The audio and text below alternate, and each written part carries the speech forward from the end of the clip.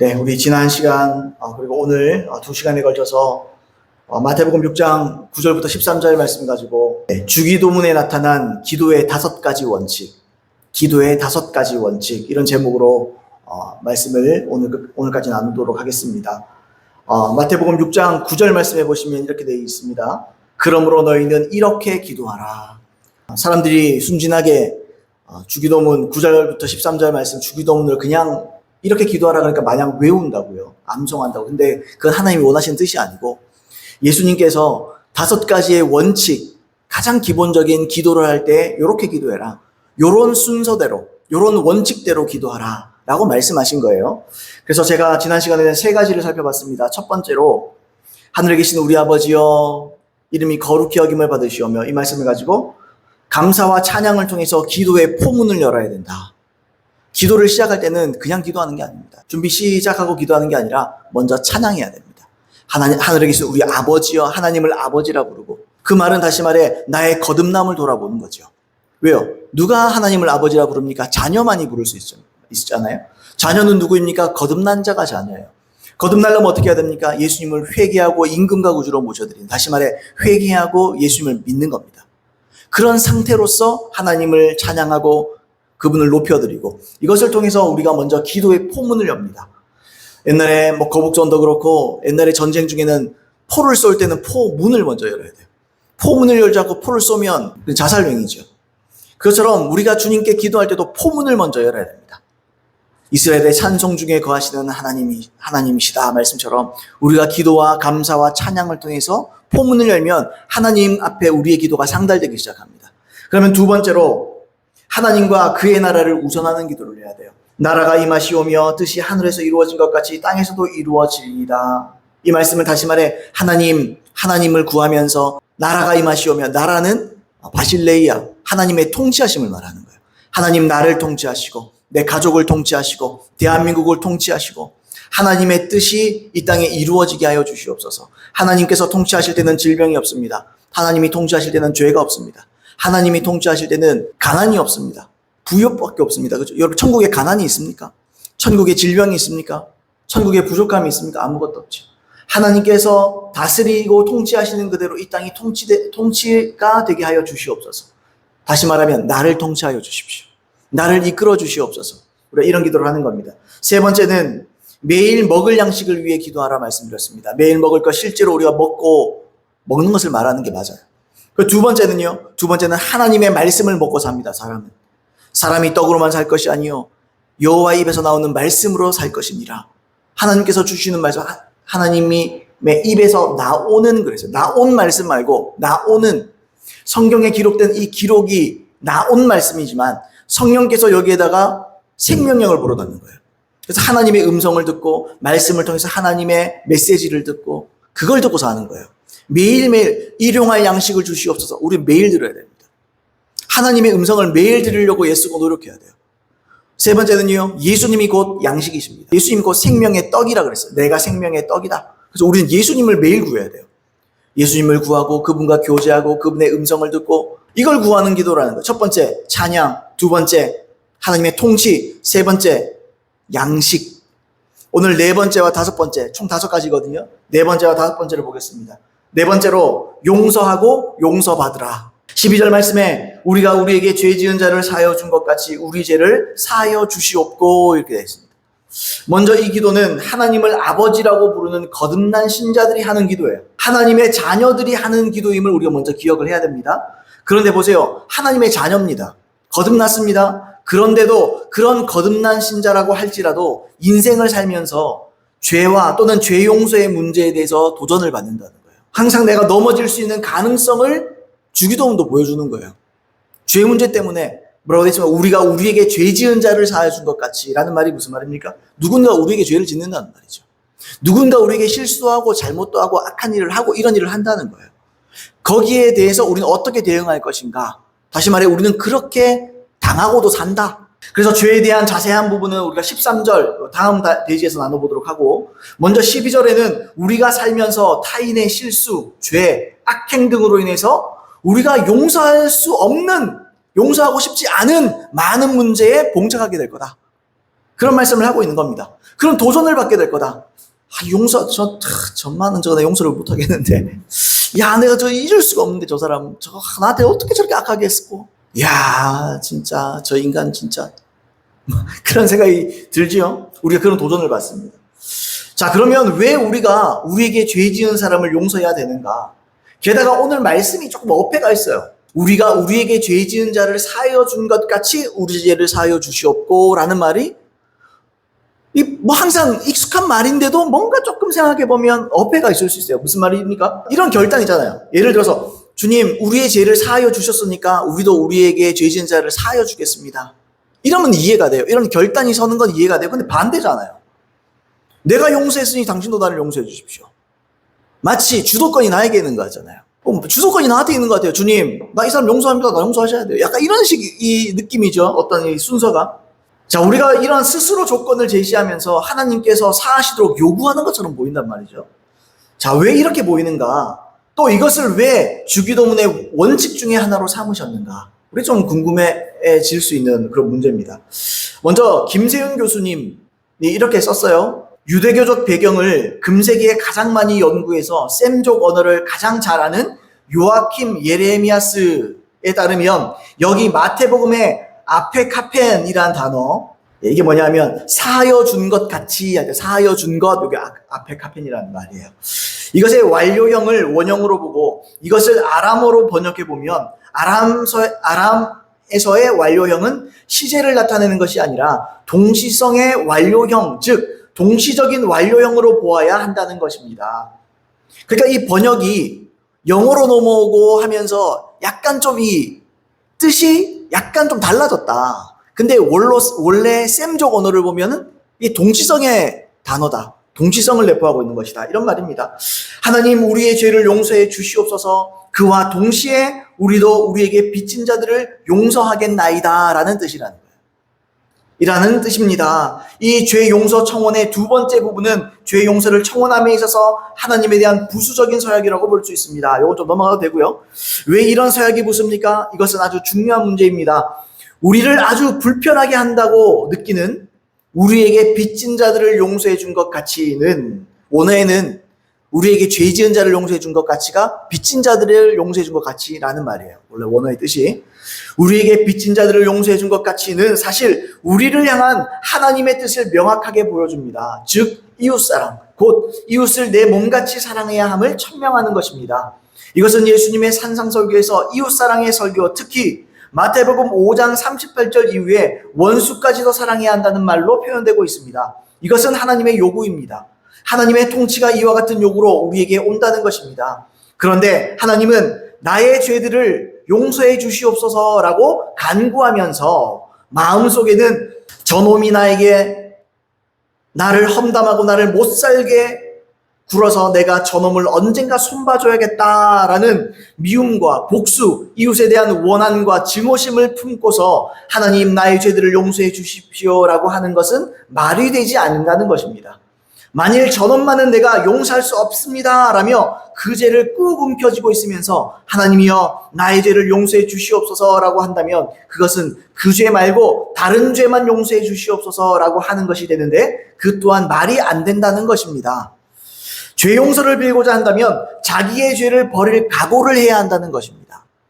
그러니까 주님 용서해 주십시오 그러면서 내가 딴 사람을 용서할 마음이 없으면서 그 용서를 구한다는 것은 하나님께 아무런 의미가 없다는 말입니다. 그렇게 해야 하나님의 용서가 나에게 구체적으로 효력을 발휘하게 됩니다. 나의 이웃에 대한 용서의 태도를 동반하지 않는 죄 용서 청원은 하나님은 나의 죄를 용서하시는데 나는 죄 용서받지 않겠습니다 라고 하는 것과 마찬가지입니다. 저놈에게 원수 같겠다는 그 죄 많음 빼놓고 용서해달라는 것은 가당치 않은 것이라는 말입니다. 그것은 곧 내가 용서할 수 없는 그놈에 대해서 저지르는 그 죄에 대해서는 하나님의 용서조차 받지 않겠다는 태도와 같은 것이기 때문입니다. 하나님께 죄 용서받음과 우리 이웃에 대한 죄 용서함이 이렇게 구조적으로 연결되어 있습니다. 이웃에 대한 죄 용서 없이 하나님에 대한 죄 용서받음은 가능하지 않다는 말입니다. 이것은 우리가 우리 이웃에 대한 죄 용서를 하나님에 대한 우리의 공로를 내세워서 그 반대급부로 방금 제가 말씀드린 내가 용서한 것 같이 용서해 주시옵소서라는 것은 내 공로라는 거예요. 그러니까 그런 뜻이 아니다. 그 반대급부로 하나님께 용서를 받는 것이 아닙니다. 이웃사랑이 우리를 향한 하나님의 뜻이라면 그것을 실천하지 못하는 죄에 대해 용서를 비는 자들로서 우리가 그것을 실천하지 않겠다는 의도를 마음속에 품고 있으면서 용서를 비는 것은 헛것이라는 말입니다. 간단하면 마지막 부분이 간단하게 정리하면 그런 말이에요. 하늘에 계신 우리 아버지 이름이 나에게 죄 지은 자를 내가 용서한 같이 나를 용서하여 주시옵소서라는 말은 용서해 주세요. 나도 용서할게요. 이런 내가 주도권을 갖고 말하는 게 아니고 주님, 내가 주님께 용서함을 구할 때는 이미 내 마음속에서 죄가 없어야 된다는 말이에요. 기도할 때는 다시 말해서 기도할 때는 기도의 원칙이 뭐냐? 모든 죄를 다 회개하고 기도해야 돼요. 그래서 우리가 때때로 어떤 문제를 갖고 기도하잖아요. 근데 하나님께서 어떤 사람의 죄를 보여주죠. 왜냐하면 하나님께서 그 죄를 회개 안 하면 그 기도 안 듣겠다는 말이에요. 오히려 주님께서 자비를 베풀어 주시는 거예요. 반드시 이 문제를 해결하고 와라. 그럴 때 있지 않나요? 기도하면 어떤 사람이 막 생각나고 내가 그때 잘못했는 거에서 막 생각나고 그럴 때 있죠. 그 주의 음성이에요. 그 사람하고 빨리 화해하고 와라. 그 사람이 빨리 용서 구하고 와라. 또는 용서해주고 와라. 좀 그 말 하시는 거예요. 따라서 우리가 기도할 때 사랑과 용서를 실제로 실천하고자 하는 마음과 분명한 의도를 우리 마음속에 품고 기도하지 않는다면 하나님께서 그걸 죄로 봅니다. 우습게 보십니다. 하찮은 것으로 보십니다. 아멘 되십니까 여러분? 여러분 죄 용서를 하죠. 죄 용서를 구해야 됩니다. 왜요? 주님과 우리 사이에 죄가 담이에요. 그러면 기도가 통하지 않아요 하나님께. 그러면요 빨리 죄를 내가 빨리 용서하든지 빨리 무슨 조치를 취해야 돼요. 분명한 결정. 내가 미워했던 사람이 이것도 악용하지 마세요. 미워했던 사람이 나 죽었는데 그 사람이 이미 이 땅에 계시는 분이 아닌데 그러면 내 마음에서부터 진짜 용서를 해야 되겠죠. 그렇다고 죽을 때까지 기다리면 안 돼요. 나 죽을 때까지 기다렸다가 나중에 되면 또 그래 용서해버리자 이렇게 하면 안 돼요. 이 말을 들으시면 책임을 지셔야 됩니다. 자, 무엇보다 이 구절에서 중요한 부분이 뭐냐면 우리 죄를 사하여 주시옵소서이겠죠. 중요한 건 지금 주제가 뭐냐? 죄사함이에요. 죄사함. 물론 죄사함이란 예수님을 통해서만 이루어집니다. 근데 조건이 있다는 거죠. 바로 우리가 먼저 죄를 용서를 결심하고 실제로 하는 겁니다. 죄 용서를 하지 않는 것은 상대에게 악의를 품고 있는 거잖아요. 죄를 품고 있는 거예요. 여러분 아시다시피 우리가 회개와 믿음을 통해서 죄 용서함을 받습니다. 따라서 우리에게 죄 지은 자를 용서하는 것 그 자체가 회개하고 믿는 거예요.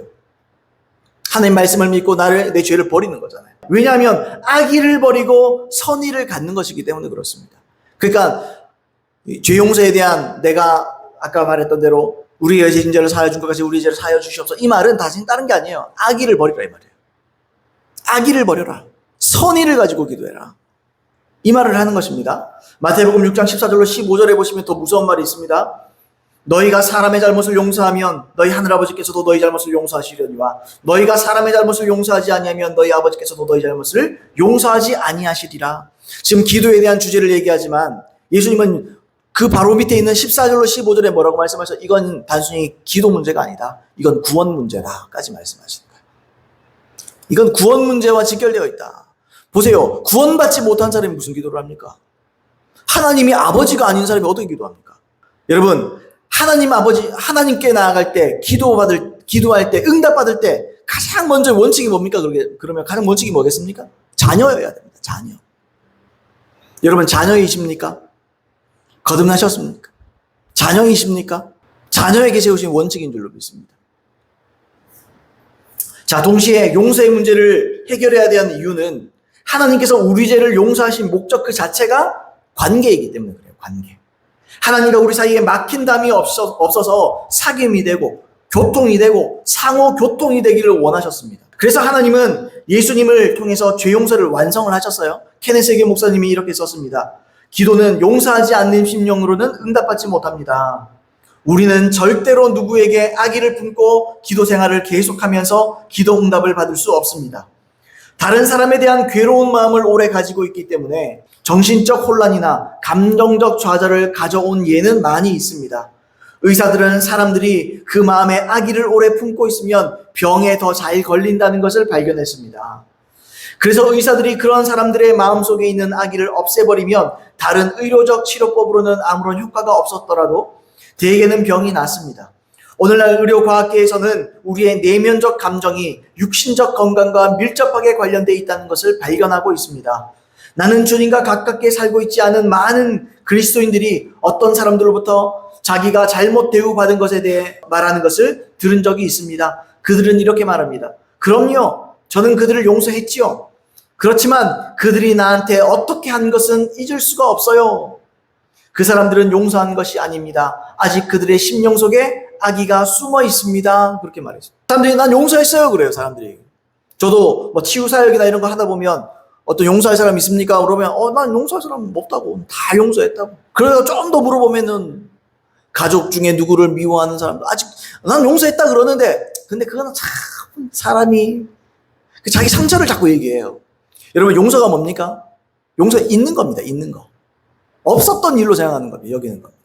이 사람이 나에게 아무런 해를 끼치지 않은 것으로 여기는 겁니다. 보세요. 하나님께서 우리의 죄를 용서하셨습니다. 죄 용서하시면서 우리에게 용서를 하셨어요. 그래 내가 너의 죄를 사하노라 용서하시면서 주님이 네 저번에 그거 했지. 네가 옛날에 그런 거 했지.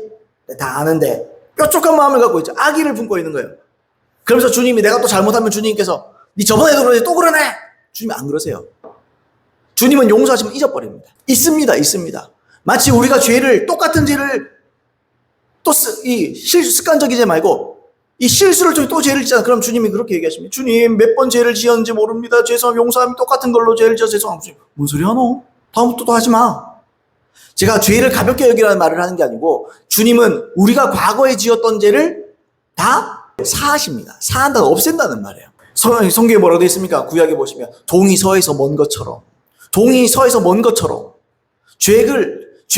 서가 먼 것처럼 잊으신대요. 그래서 무슨 동이 서에서 만날 수 있습니까? 지구는 둥그니까 자꾸 가거나 만나는 게 아니고 아예 못 만나게 하는, 아예 기억을 안 한다는 거예요. 주님은. 주님의 용서를 우리가 닮아야 돼요. 이해되십니까? 저 사람 내가 수십 년 전에, 몇 년 전에, 또 수십 년 전에, 얼마 전에 나 용서는 했는데 혀 차고 그 용서한 거 아니에요.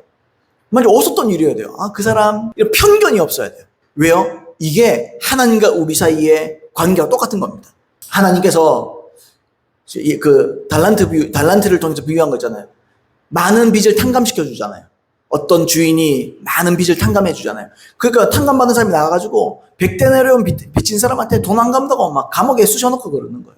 그 주님이 저거를 끌어다가 옥에 던져버려라는 거예요. 우리가 하나님께 엄청난 용서를 받은 거예요. 하나님께서 여러분들의 죄를 용서하신 줄로 믿습니다. 여러분이 거듭났다면, 난 반드시 이걸 붙입니다. 거듭났다면.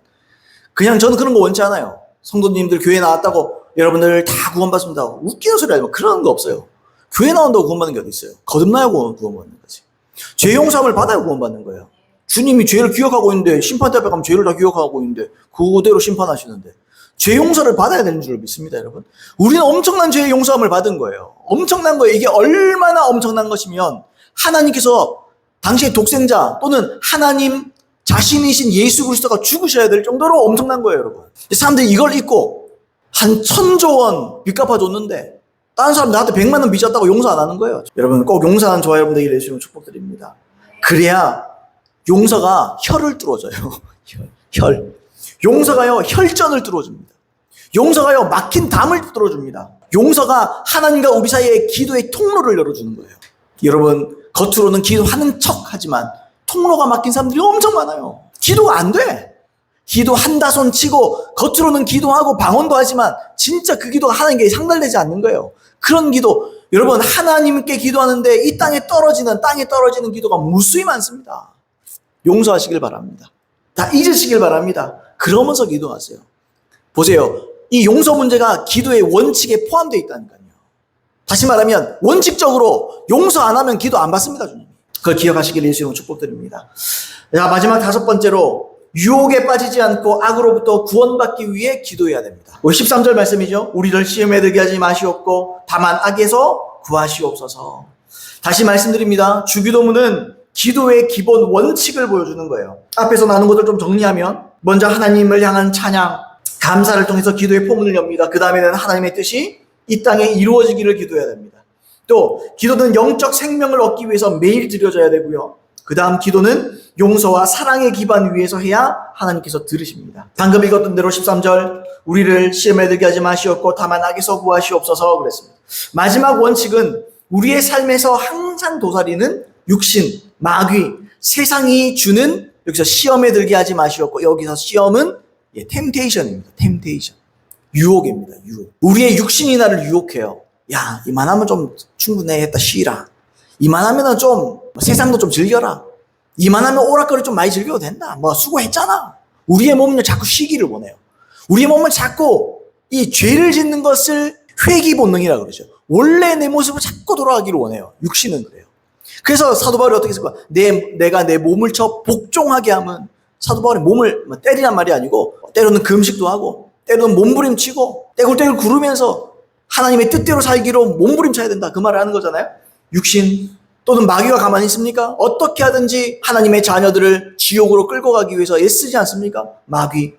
세상은요, 마귀가 우리의 육신에다가 유혹을 던져주고, 뭘 통해서요? 세상을 통해서. 마귀는 세상을 이용합니다. 그죠? 그래서 마귀가 세상 신이잖아요. 이 세상 신인 마귀잖아요. 이 자꾸 세상을 통해서 우리를 자꾸 유혹하는 거예요. 그러니까 꼬시는 겁니다. 꼬시는 거. 자꾸 유혹하는 거예요. 근데 주님께서 우리에게 뭘 기도하래요? 우리가 자꾸 이걸 놓쳐요. 유혹을 이기는 기도를 매일 해야 된다는 거예요. 이게 그냥 말버릇이 아니에요. 시험에 들게 하지 마시옵고 다만하게 속아 없어서 되게 나라고 저희가 그냥 주 외우자. 그냥 그런 기도가 아니에요. 하나님께 도움을 요청해야 되는 거예요. 뭐요? 유혹에 빠지지 않게 하여 주시옵소서. 우리가 이걸 너무 빠뜨려 기도 안 해요. 몸을 그냥 쳐야 되나 보다. 그냥 내가 뭔가 열심히 해야 돼요. 그게 아니에요. 그것도 필요해요. 근데요, 결정적으로는 하나님께서 우리가 빠지지 않게 하셔야 돼요. 그러면은 우리 주님이 뭐 그냥 가만 놔두면 그냥 빠지게 하시나, 이게 아니고 허용하지 않게 하시란 말이에요. 내가 원하면, 자유의지가 있기 때문에 내가 원하면 얼마든지 빠질 수 있는 거예요. 그래서 우리는 우리의 의지를 발휘해서 뭘 해야 돼요? 주님께 도움을 요청해야 돼요. 지금 그 얘기를 한다는 말입니다. 이해되시죠, 여러분? 자, 원칙이라고 제가 표현했잖아요. 원칙. 지금 원칙이란 말을 자꾸 표현을 하죠. 원칙이 뭡니까? 쉽게 말하면 빠뜨리지 않고 반드시 해야 될 것. 또 이러한 기도를 원칙으로 정하셨다는 것을 좀 생각해 봅시다. 원칙으로 왜 정했을까요? 좀 생각해 보면 하나님은 반드시 이걸 듣고 응답하기를 원하신다는 소원이 있다는 겁니다. 원칙이라는 것. 그분이 원칙으로 세우셨다는 말은 이게 우리에게 반드시 필요하고, 필요하다는 말은 하나님은 반드시 우리에게 이걸 해주기를 원한다는 거예요. 원칙으로 삼으신 그분의 뜻을 이해하시겠냐는 제가 말씀을 드리는 거예요. 하나님은 우리의 기도를 통해서 우리를 시험, 유혹에 빠지지 않게 하기를 원하시고, 하나님은 이 기도에 응답할 준비가 되어 있다. 13절에 시험에 들게 하지 마시옵고 들게 하지라는 말이 원어에 보시면 에이스페로라는 단어예요. 이게 뭐냐 하면 이런 의미입니다. 데리고 들어가다, 가지고 들어가다. 근데 뭐 그냥 대충 뭐 있으니까 갖고 데리고 가고 뭐 이런 게 아니고, 누가복음 12장 11절에 보시면 요 같은 단어를 쓰였어요. 뭐냐면 이거예요. 사람이 너희를 회당이나 위정자나 권세자들 앞에 끌고 가거든. 요거예요. 끌고 가거든. 이게 강압적인 태도를 말하는 거예요. 억지로, 이런 뜻이에요. 억지로 끌어들이다, 이런 의미예요. 억지로 끌어내는. 여러분, 유혹이 뭘 우리 어떻게 하죠? 세상으로 억지로 끌고 가는 거예요. 뭐 그렇다고 해서 내가 그 억지로 끌고 가도, 억지로란 말은 내가 싫은데도 억지로라는 표현보다 내가 거기에 딱 맞는 거예요, 내 마음이. 왜요? 육신이 살아있으니까. 그러니까 내가 조금만 뭔가 던져줘도 말은 억지로지 뭐 끌려가는 거예요, 그냥. 따라서 육신, 마귀와 세상의 유혹이 나를 어떻게든 끌어들이지 않도록 하여 주시옵소서 라고 기도하는 거예요. 빠지지 않게 하여 주시옵소서. 여러분 보세요. 여러분, 죄는 그냥 지어지는 게 아니에요. 갑자기 가만히 있는데 갑자기 죄가 짓고 싶다, 이런 게 아니잖아요. 죄는요, 남녀가 만나서 서로 사랑을 해서 이 씨를 받아야 아이를 그저 가지게 되는 것처럼, 야고보서 1장 15절 이렇게 돼 있잖아요. 욕심이 잉태한 즉 죄를 낳고 죄가 장성한 즉 사망을 낳느니라. 우리가 욕심이 있잖아요. 유혹을 따라서 따라가는 거예요. 다시 말하면 유혹이 없으면 죄를 지을 일이 없습니다. 그러면 유혹이 없으면 되느냐? 유혹은 없을 수가 없죠. 몇 가지 이유 때문에 있는데, 첫 번째는 왜 우리가 유혹이 없을 수가 없죠? 살아 숨쉬는 동안 유혹이 있을 수밖에 없어요. 왜요? 세상을 밟고 살아가니까. 두 번째, 마귀가 우리를 계속 공격하니까. 근데 세상도 없고 마귀도 없고 다 아무것도 없으면 그냥 괜찮습니까? 그냥 가만히 누워있으면 죄 안 짓습니까? 아니죠.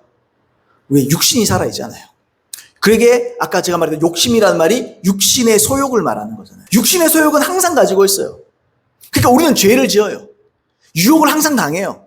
그때 우리가 어떻게 해야 되죠? 죄를 지을 수 있도록 만드는 유혹, 이런 모든 것들에 대해서 어때요? 그걸 차단해야 돼요, 먼저. 제가 이런 예화 잘 드리잖아요. 어떤 사람이 마약 중독이었어요. 그래서 감옥을 갔다 왔어요. 그래서 마약으로부터 이 자유함을 얻고 사회에 나왔습니다. 근데 그 주위의 친구들이 전부 다 마약쟁이들이겠죠. 마약을 팔던 애들, 마약 했던 애들, 이런 애들. 그럼 그 친구들 계속 어울리면 마약을 하겠어요? 안 하겠어요? 하게 돼 있어요. 맨날 보는 게 마약쟁이들, 약쟁이들인데. 그럼 어떻게 해야 돼요? 그들이랑 단절이죠, 단절. 그들이랑 관계를 계속하면 안 돼요. 우리가 그런 거예요. 우리가 죄를 짓고 살아가다가 우리가 거듭나면 저는 그래서 친구가 없습니다. 지금. 예수 안 믿는 친구들 없습니다. 연락 다 끊겼습니다. 내가 연락 안 합니다. 왜요? 죄 지을 걸 알아요. 말이나 농담에서 제가 한번 생각해봤어요. 제가 친구들과 하는 농담들 생각해봤더니 너무 저질이야. 목사로 살 수 있는 농담이 아니에요. 제가 옛날에 저기 화성에서 제가 목회할 때 친구가 전화를 했어요. 아주 고등학교 때부터 아주 친한 친구인데 친구가 전화를 했는데 제가 사무실에 옆에서는 셀 모임 하시더라고요. 제가 무심결에 그냥 스피커폰으로 받았어요. 그 친구가 말을 하는데 내가 그 순간 놀라서 꺼버렸어요. 끊어버렸어요. 왜냐면 그 친구는 고등학교 때니까 제 말투 아니겠어요? 똑같은 말투 아니겠어요, 저랑? 얼마나 말이 험하고, 얼마나 음란하고, 얼마나 말이 악한지 못 들어주겠는 거예요. 그 혹시 옆에서 들을까 봐 바로 꺼버렸어요. 그 친구가 연락 안 하거든요. 안 해요. 왜요? 영향을 받습니다. 나도 그런 말, 그 말하면 친구니까 나도 더 웃기고 싶고, 더 재밌게 얘기하고 싶고, 그럼 더 음란해지고, 더 악해지고. 그래서 여러분, 우리가 죄를 이기려면 첫 번째로 유혹을 줄 수 있는 모든 환경을 다 차단해야 됩니다. 근데 착각하면 안 돼요. 이런다고 죄를 이기는 게 아니에요. 이거는 기본이에요. 기본에다가 뭘 해야 된다고요? 매일매일 기도해야 됩니다. 결정적으로는 하나님께서 우리가 유혹에 빠지지 않도록 은혜를 주셔야 돼요. 그래서 주님이 기도하라는 거예요. 시험에 들게 하지 마시옵고. 이게 간단한 문구가 아니에요. 이게 함의하는 뜻이 엄청난 거예요. 기도하라는 거예요. 내가 해줄 수 있다는 거예요. 유혹에 빠지지 않도록 주님께서 할 수 있다는 거예요. 아멘 되십니까, 여러분? 그러면 이것만 기도하면 그냥 마약 한 사람이 이 기도만 하면 되니까 나 마약 친구들이랑 어울리고 마약하는 친구 그러면 됩니까? 아니죠. 그 주님을 우습게 여기는 거지. 내가 그만큼 의에 목마르기 때문에 차단하고 그다음에 은혜를 구해야 되는 거예요. 이 두 가지가 다 가야 되는 줄로 믿습니다. 아멘 되시죠? 이를 위해서 우리는 매일 기도해야 됩니다. 그래서 이것을 우리의 기도의 원칙으로 삼아라는 거예요. 왜요? 주님은 우리가 죄짓기를 원치 않기 때문에. 우리가 나라를 위해서도 기도하고 뭐를 위해서 기도하고 온갖 고상한 것을 위해서 기도하고 중보하고 은사와 능력 위해서 기도하고 열심히 금식하고 기도할 수 있어요. 근데요, 원천적으로 유혹을 이기기 위해서 기도하지 않으면 헛방입니다. 은사 받으면 뭐예요? 유혹이 오면 금방 넘어져 버리는데. 나라를 살리는 기도 실컷 하면 뭐예요? 유혹이 오면 그냥 바로 넘어져 버리는데. 그러면 죽도 밥도 안 되는 거예요. 죽도 밥도가 아니지. 구원 자체를 잃어버릴 수 있는 거예요, 그러면. 그래서 유혹을 이기기 위해서 매일 기도하지 않으면 우리는 정말 우를 범하는 겁니다. 어리석은 겁니다. 바보 같은 짓이에요. 첫날 딴 기도해도 소용없어요. 죄를 이겨야 돼요. 유혹을 이겨야 될 줄로 믿습니다. 이것이 기도의 원칙으로 세우신 하나님이 원하시는 기도인 줄로 믿습니다.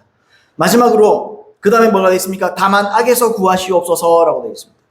여기서 악이라는 단어가 포네로스라는 단어예요. 포네로스. 이게 어떤 뜻이냐면 나쁜 상태에 있는, 병든, 나쁜, 악한, 사악한 이런 뜻이에요. 원어사전에는 좀 더 구체적으로 나와요. 원어사전을 쭉 한번 읽어볼게요. 거기 뜻을 슬픈, 불행한, 근심으로 괴로워하는, 괴롭게 하고 슬픔을 초래하는 것, 재난이나 재앙을 가져오는 것, 이런 불행이 가져오는 질병에 대해서 사용되었다. 가난한, 무력한, 비참한, 혼란이나 감정적 좌절을 가져온 가련한, 무력한, 비참한, 초라한, 매력없는, 부적당한, 쓸모없는, 파멸적인, 해로운, 불리해지는, 손해를 주는, 나쁜, 불행을 가져다주는, 치명적인, 불운한, 성공하지 못한, 도덕적으로 비난받을 만한 나쁜, 하여튼 안 좋은 건 다 갖다 붙여요. 악이라는 게. 자, 이런 여러 가지 부정적인 뜻으로 사용이 됐습니다. 따라서 여기서 말하는 악이, 보세요. 악은 그냥 악이 아니에요. 여기서 말하는 이 단어의 악은. 본질적인 악과 더불어서 그 악을 통해서 빚어지는 모든 부정적인 결과물을 다 말하는 거예요. 그래서 아까 질병도 있었고 실패도 있었고 그러는 거예요. 여러분, 따라서 우리는 유혹에 빠지지 않도록 구하는 동시에 뭘 구해야 되느냐? 우리를 슬프게 하는, 우리에게 불행을 갖다 주는, 우리를 근심하게 하고 괴롭게 하는, 재난과 재앙을 맞게 하는, 질병을 부르는, 무력하고 비참함에 빠질 수밖에 없게 하는, 초라함과 쓸모없게 하고 실패를 부르고 불운하고 성공할 수 없게 하는 도덕적으로 비난받을 만한 모든 악으로부터 주님 나를 구원해 주시옵소서 기도하고 그 다음에요. 이러한 처지에 있는 이러한 상황에 있는 나를 건져 주시옵소서라고 기도해야 돼요. 주님 교회 개척이 너무 안 됩니다. 건져 주시옵소서. 왜요? 이게 실패가 악이에요. 사람들은 실패가 뭐 좋은 거, 실패가 왜 좋아요? 실패는 악이에요. 실패는 좋은 게 아니에요. 하나님은 어떤 교회가 세워지면 그 교회가 부흥되기를 원하십니다. 왜요? 그럼 영혼도 살리지. 그냥 하나의 예를 드는 거예요. 예를 드는 거. 이하는요, 질병도 악이죠. 질병으로부터 나를 건져 주시옵소서. 이것도 주님 원하는 기도예요. 실패하지 않고 내가 하는 모든 일이 성공하게 해주시오. 이거 하나님 원하는 기도예요. 아멘 했습니까? 왜요? 실패는 악으로부터 나오는 거니까. 질병은요, 죄로부터 나오는 거니까. 실패는 죄로부터, 악으로부터 파생되는 거니까. 이런 모든 악한 처지와 모든 악한 상황과 모든 어려운 상황에서부터 우리를 건져주시옵소서라고 기도하는 것이 하나님이 원하는 기도입니다. 그걸 기뻐하신다는 거예요. 이 말은 다시 말해서 하나님은 이런 악한 부정적인 모든 처지와 상황에서 우리를 건져주시기를 원하신다. 이건 왜 원칙이잖아요. 제가 원칙이란 말을 그래서 강조하는 거예요. 여러분 이 모든 것의 반대말을 생각해 보세요. 하나님은 우리를 모든 악과 악한 처지와 악한 상황에서 건져내서 우리에게 정확히 반대되는 걸 주기를 원하세요. 뭡니까? 기쁨, 행복, 건강, 복됨, 비범함, 성공, 의로움. 하나님 여러분 그걸 원하십니다.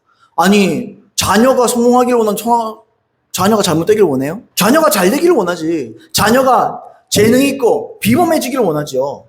자녀가 성공하기를 원하지. 자녀가 건강하기를 원하지. 자녀가 항상 기쁘기를 원하지. 자녀가 행복하기를 원하잖아요. 하나님 마음이 그거예요. 그 마음, 그 의도를 가지고 주님께서 우리에게 원칙 삼으신 거예요. 다만 악에서 구하시옵소서. 악에서 구해 주십시오.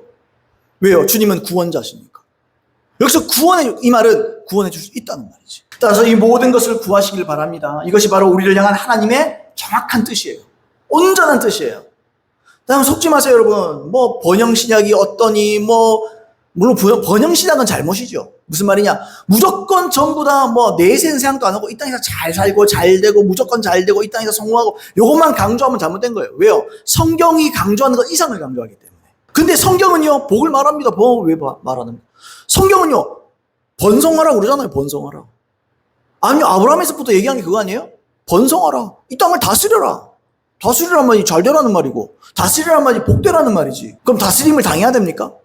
누가 우리를 막 다스리고, 우리를 막 그냥 콧게 해가지고, 맨날 사기당하고, 어려움을 당하고, 이게 주님의 뜻이에요? 아니에요. 절대로 아니에요. 절대로 아니에요. 아니면 그렇지만, 주님께서 함께 하셔서 복을 주셨다는 요셉은 바본가? 하나님이 함께 하셔서 그 삶을 형통하게 하셨다 그러는데. 그러면 잘못된 거네요?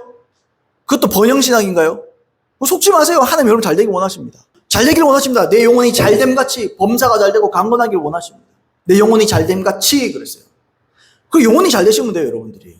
그래서 목사 갈 일이 뭐예요? 여러분들 영혼이 잘 되게 하는 거예요. 내 영혼이 잘됨같이 범사가 잘 될 수 있어요. 그 다음에 강건할 수 있는 거예요. 영혼이 잘 되십시오. 주기도문은 무엇보다 여러분들이 영혼이 잘 되게 하는 기도인 줄로 믿습니다. 이게 본질적인 기도예요. 여러분 잘 되셔야 돼요. 아니 실패하고 맨날 주눅 들고 빌빌 기고 있는데 그 사람 보고 예수 믿고 싶어요? 난 하나도 예수 안 믿고 싶은데. 그렇다고 돈 많아서 뻗치고 다니고 이러면 예수, 나도 재수 없어서 예수 안 믿고 싶어요. 그래서 주님 성경에도 말하잖아요. 너무 가난하게도 하지 마시고 너무 부하게도 하지 마시옵소서. 내가 너무 가난해서 그죠? 하나님의 영광을 그죠? 나타내지 못하고 부에서 완전 부에 취해가지고 교만하게 하게 될까 내가 두렵나이다 그러잖아요. 그거예요 그거. 누가 여러분 보고 재벌되래요? 재벌되면 할렐루야고 좋은데 하나님께서 재벌을 재벌로 부르는 이유가 있어요. 그 사람들은 구제하라고 보내는 거예요. 하나님 나라로 해서 뭔가 하라고, 영혼들을 위해서 뭔가 하라고, 물질을 통해서 섬기라고. 사람들이 또 욕심은 많아가지고 주님 내게 구제의 은사를 주시옵소서 엄청 기도하잖아요. 그게 바보 같은 거예요. 하나님께서 그 사람을 구제의 은사를 줘서 재벌로 안 불렀는데 재벌하겠다 그러면 그 사람이 풍지박산을 않는 거지. 그래서 천국 이제부터 할 게 아니고 자기의 부르심대로 최고의 성공을 원하고 달려나가세요. 그래서 주님은 주기도문을 통해서 제자들이 잘 되기를 원합니다. 주님이 이렇게 기도해라 그러면서 맨날 주눅 들고 못 살고 실패하고 그래도 주님을 찬양하고 이거 얘기하는 게 아니에요. 주님은 잘 되기를 위해 기도해라. 그게 원칙이다. 이 말은 다시 말하면 너희가 잘 되는 게 내 원칙이야. 너희는 원칙적으로 잘 돼야 돼. 아멘? 너희는 원칙적으로 잘 돼야 돼. 성경적 원칙은 너희가 잘 되는 거야. 영원히 잘됨같이.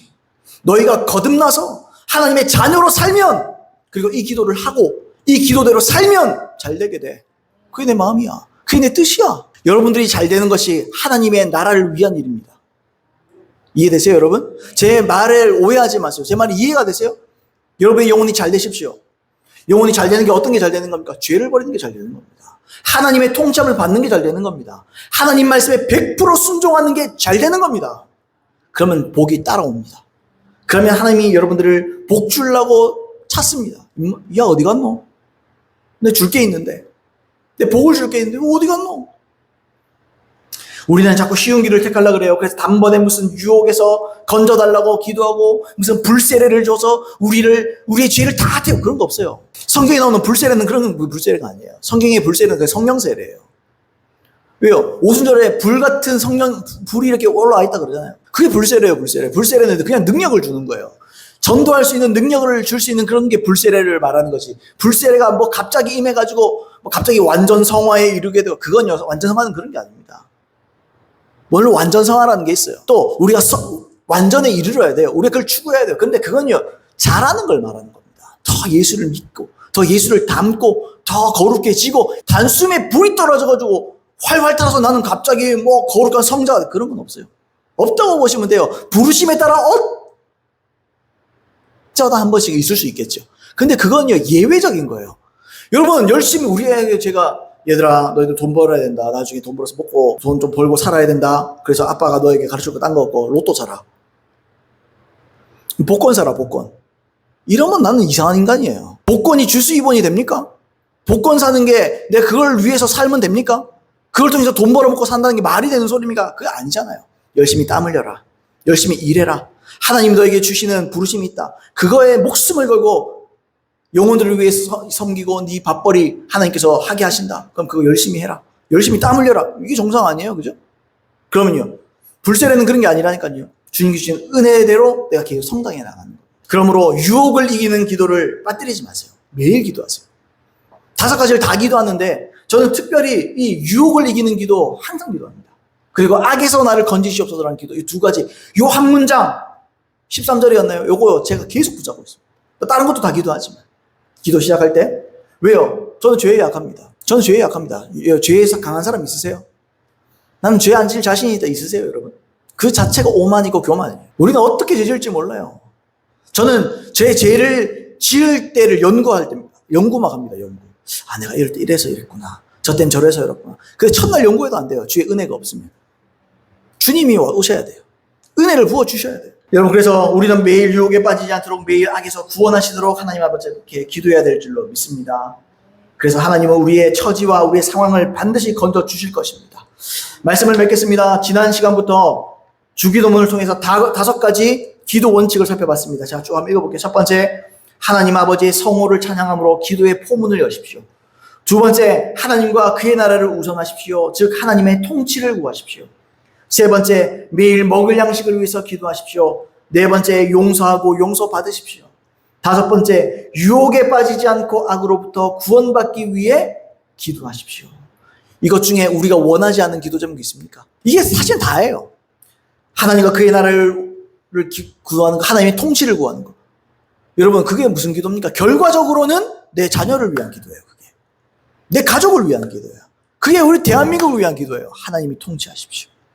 하나님 먼저 나를 통치하십시오. 아니, 나를 통치 못하는 하나님이 어떻게 우리 대한민국을 통치하겠어요? 나를 통치하지 못하는 하나님이 어떻게 내 가족을 통치하시겠어요? 내 가족을 통치하지 못하시는 분이 어떻게 이 대구 땅을 통치하시겠어요? 그래서 여러분, 부흥은 여러분부터 시작해야 돼요. 제가 금요일 날 그런 말씀 드렸는데, 대한민국이 어렵다, 힘들다, 국제적으로도 지금 너무너무 어려운 가운데 있다. 제가 아무리 생각해봐도요, 방법은 하나밖에 없어요. 부흥이 오는 겁니다. 역사상 많은 나라들이 하나님 주신 부흥을 통해서 나라의 역전이 일어난 걸 많이 볼 수 있습니다. 인도네시아 부흥이 왔었거든요. 1900년도 부흥이 왔어요. 중반이구나. 부흥이 왔어요. 그때 이제 쓰임받은 사람이 멜텔이라는 사람이에요. 근데 인도네시아가 당시에 공산주의에 넘어가게 생겼습니다. 근데요, 부흥이 오고 나서 공산주의 안 넘어갔어요. 사람들이 진리가 뭔지를 안 거예요. 아, 이렇게 하는 거 아니구나. 아, 사람들이 의식의 개혁이 일어나는 거예요. 거듭나니까 생각이 바뀌는 거예요. 그래서 인도네시아가 결국 공산주의로 안 갔습니다. 하나님께서 역사하셔서 공산주의를 막은 경우가 굉장히 많습니다. 근데 그것을 막으실 때 항상 하나님이 쓰신 게 뭐냐? 부흥이라는 방식을 쓰셨어요. 여러분, 나는 믿습니다. 대한민국에 가장 필요한 건요, 부흥입니다. 근데 부흥은 어떻게 와요? 기다리면 됩니까? 주십시오, 아니요. 내가 부흥해야 돼요. 여러분들이 죄를 버려야 돼요. 여러분들이 이 주기도문의 원칙 안으로 들어오셔야 돼요. 그러면 부흥이 일어납니다. 그럼 하나님이 여러분 다스리시고, 하나님이 여러분들 통해서 가정을 다스리시고, 가정을 다스리시는 그 하나님이 여러분의 직장을 다스리시고, 여러분들의 직장을 다스리는 분들이 직장에 있는 인원들에게 역사하셔서 그들이 부흥을 경험하게 하시고, 부흥은요, 한번 따라해 볼까요? 부흥은 나로부터 시작한다. 네. 나로부터 시작해야 돼요. 뭐 정치적으로 무슨 뭐 사람들이 와서 무슨 캠페인하고 무슨 손을 들고 이렇게 합시다 저렇게 합시다 이쪽이 방향입니다. 사공은 또 너무 많아가지고 배는 이상한 데로 가고 있고 그런다고 되는 게 아니에요. 사공은 단 한 분입니다. 예수 그리스도. 사공은 많으면 안 돼요. 예수 그리스도. 여러분들의 인생의 사공은 예수 그리스도 한 분입니다.